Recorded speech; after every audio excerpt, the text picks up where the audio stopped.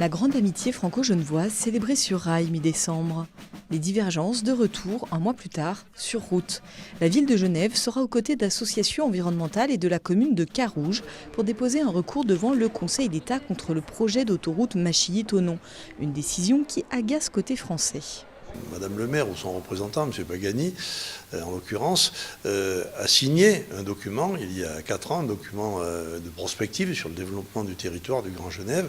On ne peut pas signer d'une main et retirer sa signature de l'autre. Donc je ne suis pas très content. Mais ça, c'est pas très grave finalement. Ce qui est important pour nous, c'est que la déclaration d'utilité publique a été signée, a été notifiée par les commissaires enquêteurs.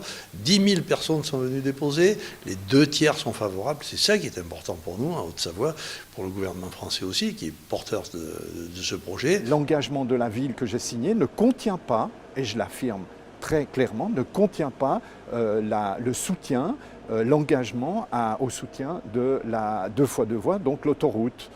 Ça fait partie du document général d'état des lieux. Vérification faite, le projet de territoire où apparaît bien la 2x2 voies n'a pas été signé par les élus.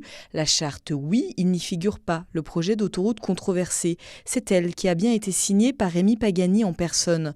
Pour autant, il est précisé dans cette même charte que ce projet de territoire contient le projet et la charte. Une lecture différente des engagements pris par les uns et les autres, une vision différente surtout de l'aménagement du territoire transfrontalier. Vous savez, par exemple, à la traversée du lac, les collègues français, magistrats français, s'y opposent.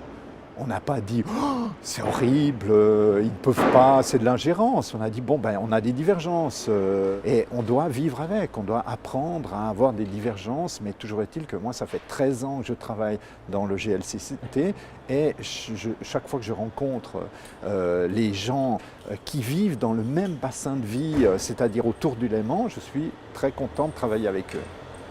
Nous sommes un bassin de vie international dans lequel des décisions politiques de part et d'autre peuvent influer l'autre partie.